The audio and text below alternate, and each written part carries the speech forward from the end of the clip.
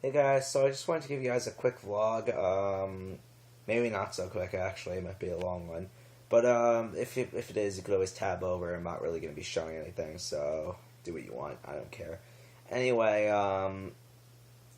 pretty much I just wanted to take this time. I just realized now that's already Wednesday, and I forgot to talk about the Game of Thrones episode. I've yet to watch the MLP episode from the weekend, but I'll get to that eventually, probably tomorrow. I don't know. But anyway, so I forgot to talk about Game of Thrones, so that's important. I need to talk about that, and I also just wanted to give some life updates because I feel like I'm keeping you guys out of the loop a little bit, and I really want to get you guys back in. So let's get started with that. Let's get started with that now.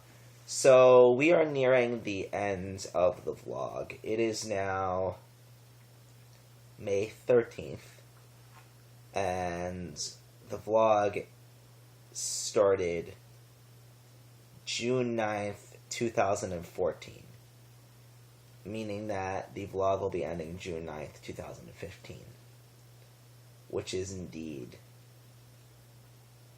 in less than a month. And I don't really want to reflect on that now, but I just wanted to keep that looming in your guys' mind. I've been on an Evangelion binge. I will talk about that in a different vlog, a completely separate vlog. I don't want to get into that until I've consumed all of the Evangelion media other than the manga. Because I still have all of the Rebuild films to go. And I don't think I'm going to watch Death and Rebirth, so forget about that. But I still have all of the Rebuild films. However, I have watched Neon Genesis Evangelion, the show, and I have watched the end of Evangelion.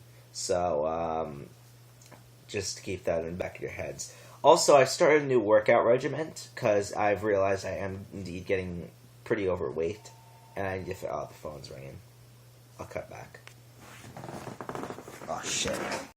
Okay, sorry about that. So anyway, what I was saying is I started a new workout regimen because I am definitely getting overweight, and I've noticed this. I'm going to be really frank with you. I have gained 10 pounds. Well, no, 20 pounds in about 5 months. And that's dangerous. That's very, very quick. Very dangerous. The only times you should have that fluctuation, those kind of fluctuations, are in medical situations.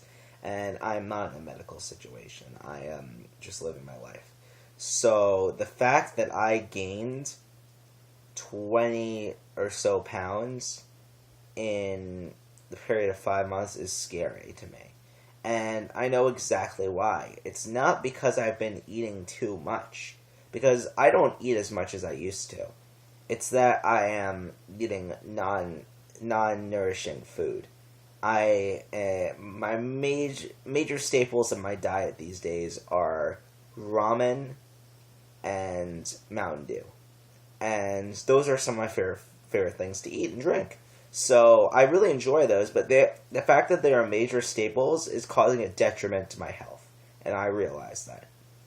And I decided in order to keep up this lifestyle of eating processed food like that, I'm going to need to work out. So I started swimming. Swimming has always been a hobby of mine. I was on the high school swim team for a couple of years. I really enjoy it. I really enjoy swimming competitively. It's a little bit of a release for me, like just to go and just do laps in a pool. Like I really enjoy that feeling. So what's it called? So yeah, I've been doing that every morning for the past 3 mornings, and it's been nice. I'm enjoying it a lot. There's barely any people at the pool at this time of year, so it's like 2 or 3 people at most. So you can always find yourself a space in the pool to do your workout, and then you'll be good and not interrupting anyone. I couldn't tell. I couldn't tell if someone was pissed off that I was there today, but I don't think so. Anyway, that's why my hair isn't spiked up like it's usually doing. It's just kind of flat, and that's just because I've been swimming and then I don't redo my hair. So yeah, but that's been going on. I'm training for my if you remember the SJI vlogs, I'm going to be working there this summer because I'm too old to be a camper. But I am too young to be a full instructor. So I'm just going to be working as a sort of instructor's assistant there, working with the awesome guys that taught us, just helping them out. And I'm really looking forward to that, but I have to do training, and I've been putting it off, and I've started working on that. So my life for the past couple of days has been just pretty much work and working out and Evangelion. But anyway, enough about that. On to Game of Thrones. So this week's Game of Thrones episode was a pretty big doozy in the fact that I'm a little bit depressed because this is the mid-season. This is the mid-season finale. So we don't have a break though, so it just goes right into episode 6, which is nice. But this is the end of the halfway point. This is the halfway point for season 5, and it's when all the arcs that have been building up are supposed to come to a culminating point. Some of the arcs were a little bit not featured, which is the Faceless Men arc and the Faith Militant arc were not featured in this episode. So hopefully we'll see those next time. And the Dorne arc wasn't featured either. So hopefully we'll see those next time, because those are big, big arcs. These mainly focused on the Song of Ice and Fire arcs. And that's pretty much the Tyrion, Daenerys, and Jon Snow arcs. And it also worked on the Bolton arc, which ties in with both the Jon Snow arcs, the Stannis arcs, and the Faith Militant arcs. So everything's connected in a way. That's what I love about Game of Thrones. But so yeah, you have these arcs that are starting to culminate. And I'm going to start with the Bolton arc, and that's because this is the most fucked up in my opinion. I don't know if I've ever said this. I hate is that his name, Ramsay? Ramsay Bolton. I hate him more than I hated Joffrey when he was on the show.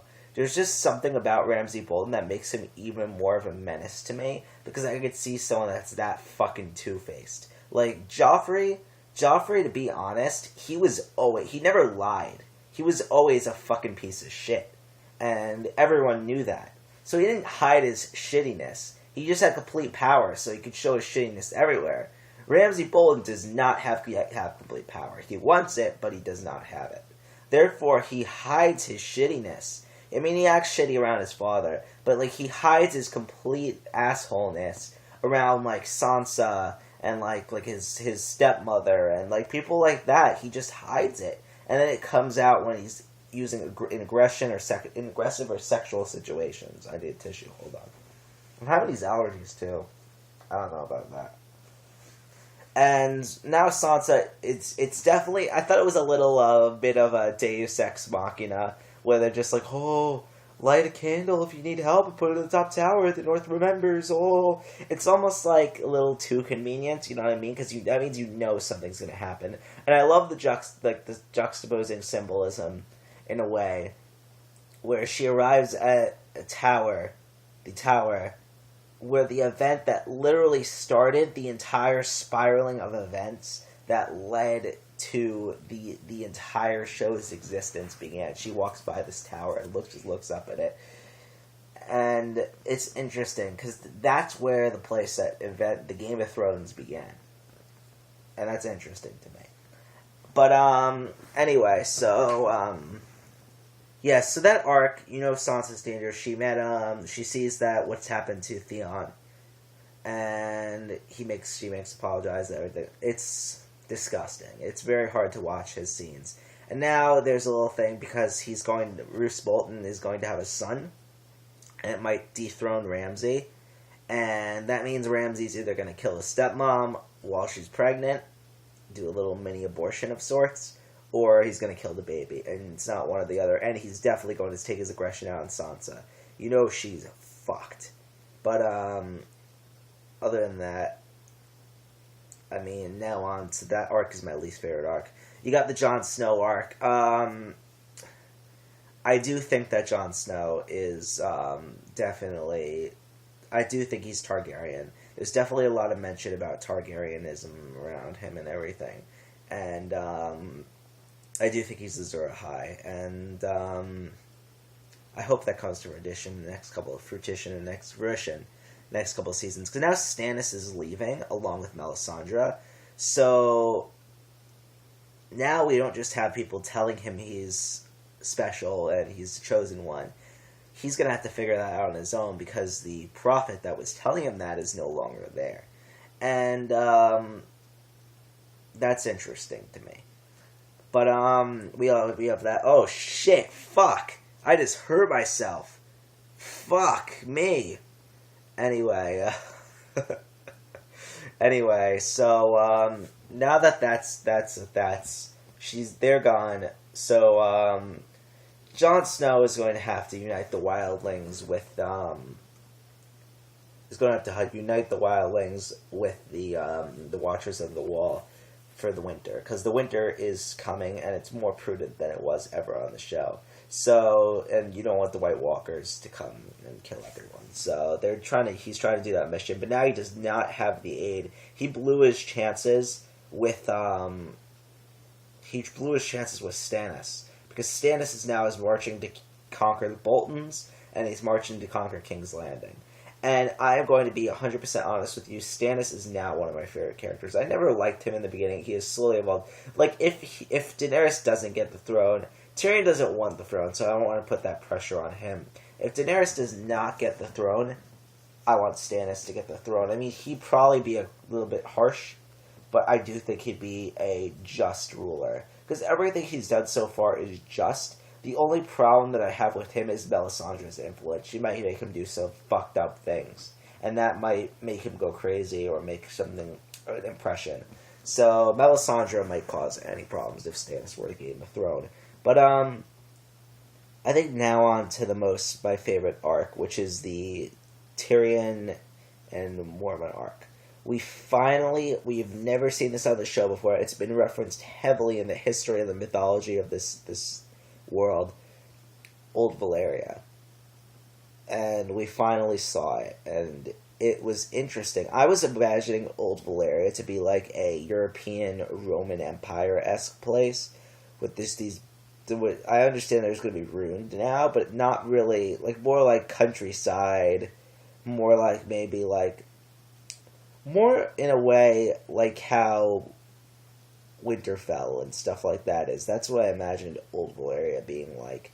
And it turns out it's more like a Mayan or Aztec kind of place, which is really interesting in its design. And that's where and then there's this shot of Tyrion looking up at the dragon and being just, I guess that's when it hit him, really, that there's so much more to this world than the game that's going on in southern Westeros. There's just so much more than this tight-knit game that's going on in one small area of the world. That this world is huge, and there's forces beyond his control, and there's just so much more. And I think to finally hit him that that's the case. And that's when they encounter the stone men that have been heavily built up through talks of Stannis' daughter and just other references in dialogue. They finally see them, and we finally see what could have happened to Stannis' daughter if she had not been treated properly. And Tyrion manages to escape unscathed, but Jorah Mormont, he's been touched. And this is the first time that I know it's Game of Thrones, and most arcs don't usually come to fruition. Most arcs usually crumble in disaster. Like, something's building up, and then it just crumbles in a failure or disaster. And this is the first time it hit me that Tyrion may not make it to Daenerys. And that really disappoints me, because I've had this complete idealized vision where I'm like, Tyrion has to meet Daenerys. Has to happen. I need to see this happen. And it's not happening. And that's really depressing. Daenerys arcs was boring in this episode. I'm not really going to talk about it. So, anyway, it just hit me so hard. And I feel Tyrion deep down, he knows that Jorah was touched. And he doesn't want to say anything. I feel that there's this tension there that doesn't want to be crossed. And it shows you the fact that Jorah is hiding, the fact that he's been touched by a stone man. I think that fact that he's hiding that shows that he didn't, all along, it wasn't only about his selfish gain to get back in with Daenerys. Daenerys is in their circle.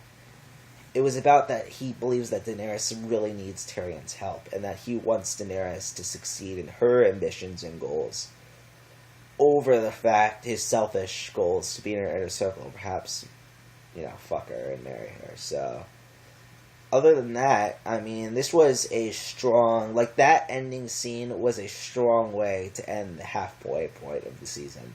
You've been building up these arcs, they've all been coming, and they're at a boiling point, and it just slams down with that scene showing you you're not going to get what you want. Shit just got real. Life is real. This is Game of Thrones, not fucking Doctor Who. You're in for a treat for the rest of the season. And I feel every arc is going to end in some way or another, disastrous way or another. I know Stannis is probably going to defeat the Boltons, and that's going to happen. But in the process, something terrible is going to happen to Sansa. And Brienne might have a situation with that. I don't know. You know that Jaime and Bronn are going to make it to the Water Gardens. But something terrible is going to happen, and they're probably not going to be able to rescue Marsala. And